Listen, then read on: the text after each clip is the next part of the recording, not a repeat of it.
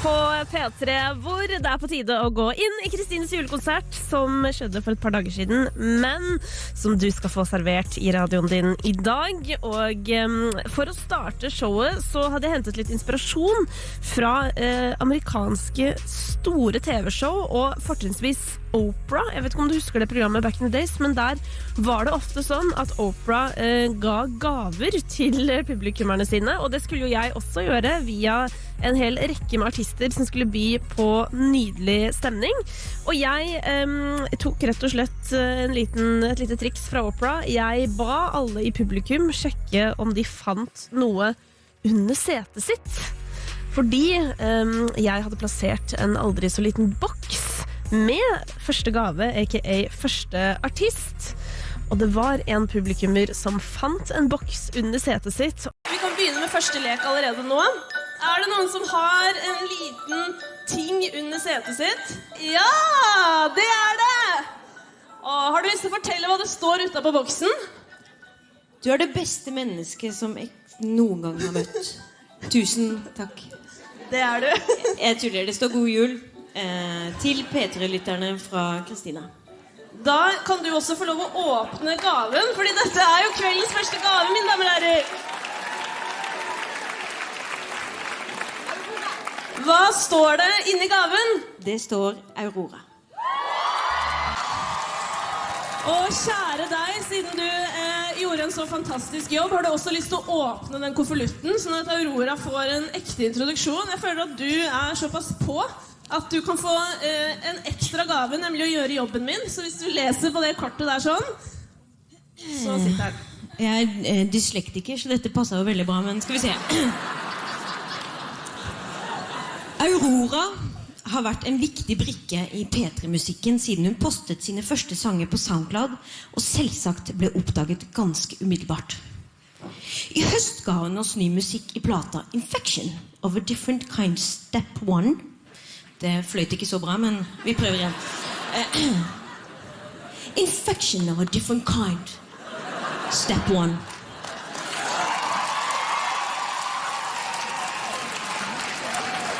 Thank you very much. Og fra den skal du få høre noen skikkelig fine låter. Gi henne en varm applaus. Aurora!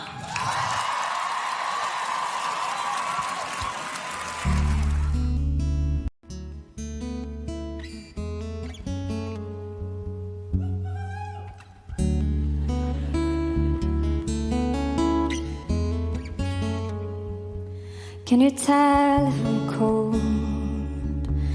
If I'm out of daydreams, if I lose what is loved, will a new love awaken me?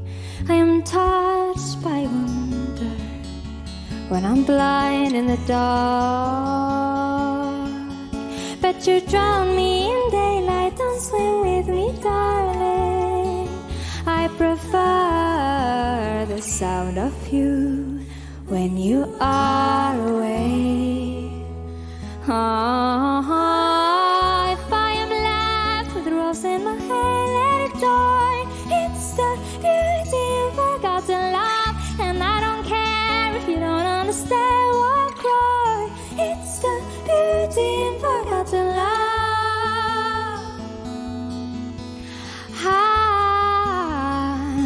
I forget how emotions dance when they aren't inside of me. I forget how the sun feels when she isn't around me. And my dreams become sweeter when something is missing. I'm in love with the hunt itself. It makes me feel alive, alive. If I'm left with a rose in my hair, let it die. It's the beauty of forgotten love, and I don't care if you don't understand or cry. It's the beauty of forgotten love. I'm not a lesson, unga fearless ranna foreso, unga fearless ranna rukire ranna foreso, unga loosen up. I release my body and there is no ghost of you inside my mind. I am moving on and thank God you let me try. You are the reason I can dance within a fire of goodbyes. I can lie in a dark room without the feeling that I'm lonely. Whoa, whoa. Beauty and forgotten love. If I am left with a rose in my hair, let it fly. It's the beauty and forgotten love, and I don't care if you don't understand or cry. It's the beauty and forgotten love. Oh, oh, and forgotten love. Oh, oh, beauty and forgotten love.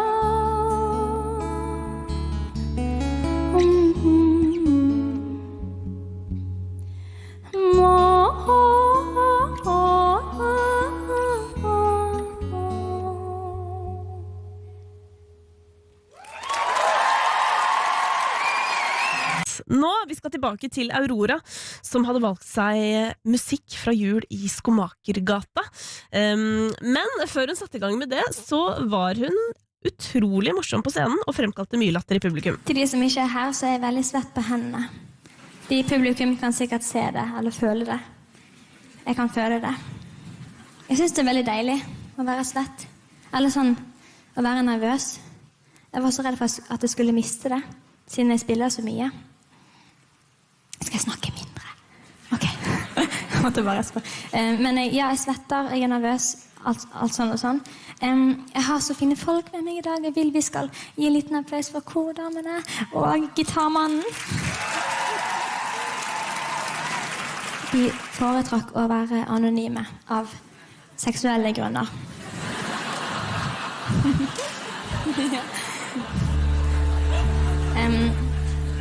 Sorry, jeg må liksom si sånne ting, så blir jeg mindre nervøs. Det er en sånn... Og det er jeg veldig glad for, og det skal jeg absolutt ta med meg videre som inspirasjon fra Aurora, som her gir deg. Denne neste sangen er en julesang som jeg er kjempeglad i. Jeg er veldig glad i Skomakergaten. Så denne sangen er en sang derfra som jeg er kjempeglad i, og jeg hadde lyst til å synge den i kveld. Så jeg har skrevet om litt tekst. Bare sånn, for jeg vil ikke si... Ja, siden ikke det kommer noe TV etterpå, så var det noen tekst som ikke passet. Så jeg har skrevet litt om. Så beklager til alle de som elsker barnas rettigheter, det showet. For det er ikke nevnt lenger. Ok. Men takk for oss.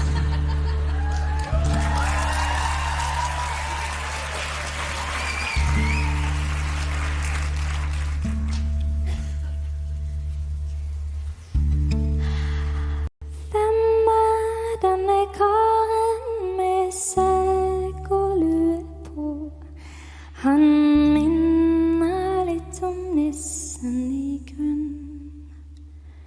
Det er ikke han, det er Jon Blund. Han besøker store og små.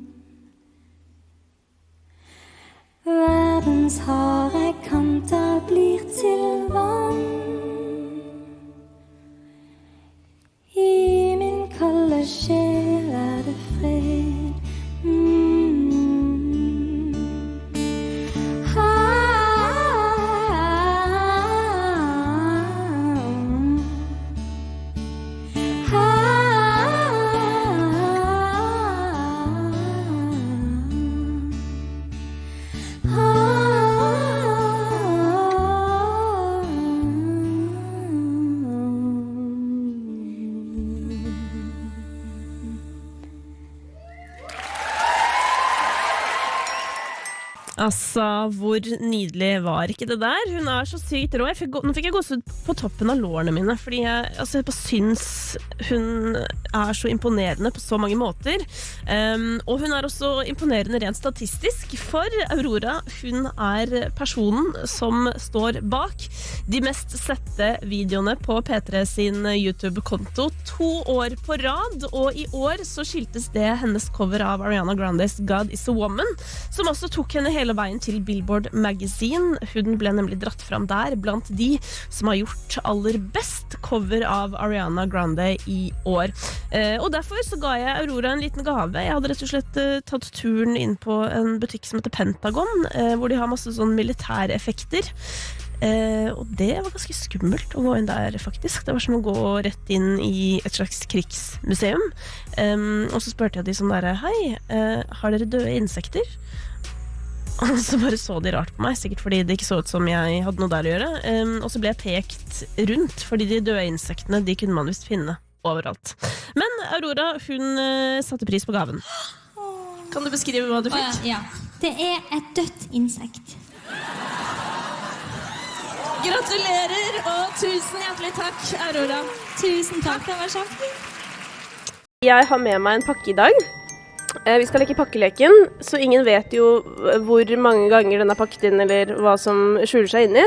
Men for å komme til det innerste papiret, så må dere komme dere gjennom noen spørsmål. Hvem har lyst til å begynne? Jeg vil begynne. Aurora vil begynne. Du skal gi denne gaven til den av dere, eller av disse to da, du tror har spilt flest konserter i år. I år? Du vet jeg har spilt ganske mye i år. Du har jo spilt veldig mye i hele ditt liv, har ikke du det? Hvem i år? Jeg vet ikke. Kanskje... Jeg vet ikke meg. Og jeg begrunner det, for jeg fikk hemmelige beskjeder fra større krefter. Oi, ok. Jeg har mammaperm. Du har, ikke sant, mammaperm. Jeg har vært på høstturné, og kreftene talte riktig. Og da det din tur, Amanda. Nå skal du gi den pakken til den du tror ligger dårligst an med juleforberedelsene av disse to. Siden du mamma, så ligger du ligger bra an. Du har kontroll du også, men jeg tror jeg må gi den her til deg. Jeg en veldig vimsete person. Men julen har jeg veldig kontroll på. Du har det? Stålkontroll. Det det eneste i mitt liv jeg har kontroll på. Den skal gå til den av disse du tror blir den første til å toppe albumlista i Norge. Men noen har gjort det allerede? Ja, altså, hun der hadde en rekord. Men hvis noen av disse topper albumlista i fremtiden, hvem blir først ut? Føler du ganske nærmt med å gi ut et musikalsk barn, ikke du det? Jeg føler det ligger og kribler rundt deg. Det kribler? Ja, jeg føler at det skjer ting. Ok, kult. Kjenner det? Takk. Nå skal du få gi den til den du tror har vært i flest land.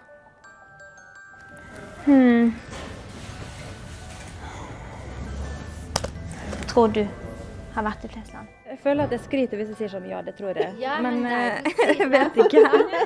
Det fakta, da. Jeg veldig glad for å få pakken. Ja. Da, Ingrid, skal du gi pakken videre til den du tror hadde gjort det best i Tour de Ski, som da en all-around langrennskonkurranse. Jeg har sett på Instagram at du veldig glad i biblioteket, så jeg tenkte at kanskje du heller vil det, sitte på biblioteket. Enn å gå på langrenn? Ja. Så jeg tror jeg satser på kanskje du. Yes. Tusen takk. Jeg kan jo fortelle da. En periode kalte de meg Amanda Northug på skolen. Så det var veldig bra valg. Du skal gi den til den av disse to du tror har høyest forbruk. Men du har jo bare deg selv å passe på, har du ikke? Ja. Hvordan alltid går til familie. Ja. Du har en katt, har du ikke? Nei, jeg løy om det. Den død. Så du har bare deg selv å forsørge? Du har en hund, har du ikke? Og en hund. Jeg har en hund, ja. Den To koster barn, ikke så mye penger. Nei, men barn koster penger. Ja. Så derfor vil jeg tro, med tanke på din familiesituasjon, at du den som har høyest forbruk. Vil du ikke si noe i ditt forsvar? Jeg vet ikke. Jeg tror ikke jeg har sånn voldsomt forbruk. Men jeg bruker jo pengene mine, på en måte. Dette er altså et flakslodd, i og med at du åpenbart har så høyt forbruk at du kanskje trenger penger. Ja, tusen takk for dette her. Jeg håper at det går veien for meg.